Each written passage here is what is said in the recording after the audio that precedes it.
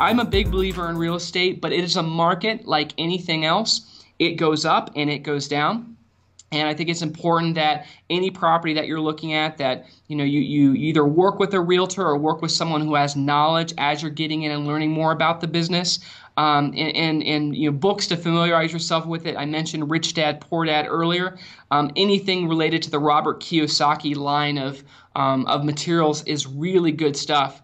But I believe real estate's a great vehicle. It's not the only vehicle, but I think many people have achieved quite a bit of financial success investing in real estate.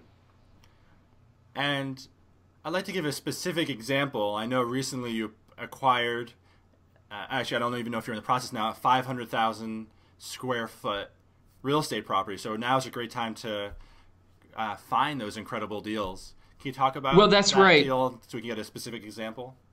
Well, sure. Manufacturing in the U.S. is really struggling right now. So in terms of property that has been used for manufacturing, industrial parks, large factory buildings, they're going for 10 cents on the dollar in some cases, particularly in the Midwest where I'm from.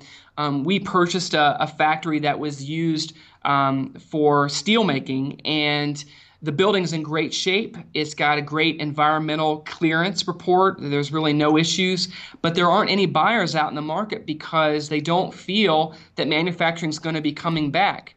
So seeing this building sit empty in the community and over 800 people that work there really bothered me. So I attended a public auction for it to be sold and bought it.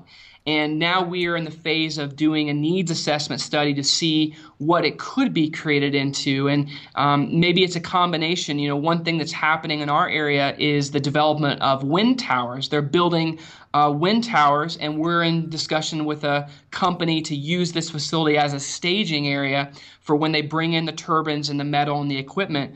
So it really is kind of thinking outside the box. Just because one industry is dying and maybe struggling at this point, what are new industries that could take advantage and use that?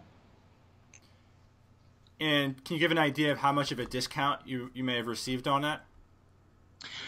Well, it's always up to speculation in terms of how things are appraised, but this property was appraised at $1.4 million about 2 years ago, and today in the neighborhood, selling for around $350. So you can see, again, I'm not the math wizard there, but you can see that there's a significant discount on that particular site.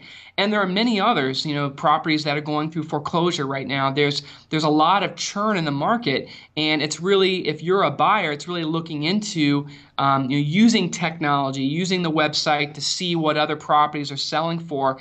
And a lot of times, a property may be in another community, and I may not have the time or want to pay the money or the mileage to travel there. So I use Google. And what I do is I type that address into Google. I use Google Street View.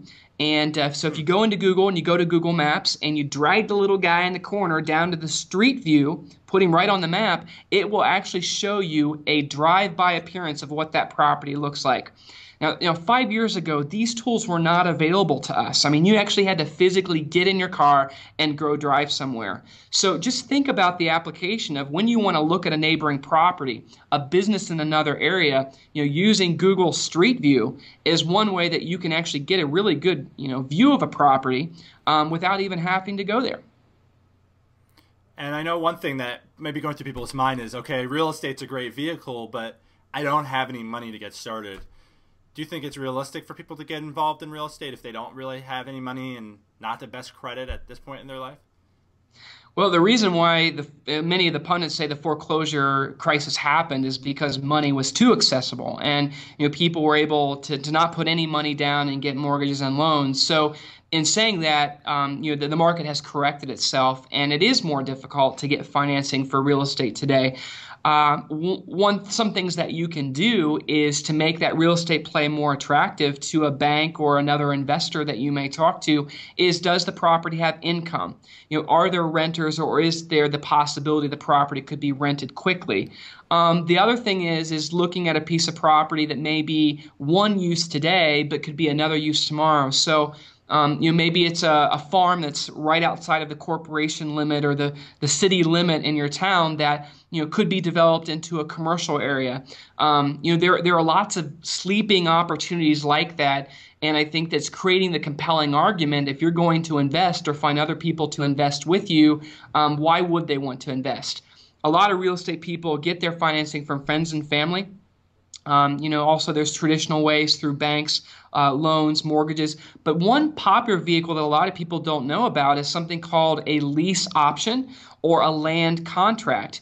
And that's where, someone, the seller will own the property and they'll sell it to you by making payments to them. Now, they're still going to hold the deed, but they're going to carry the financing for you.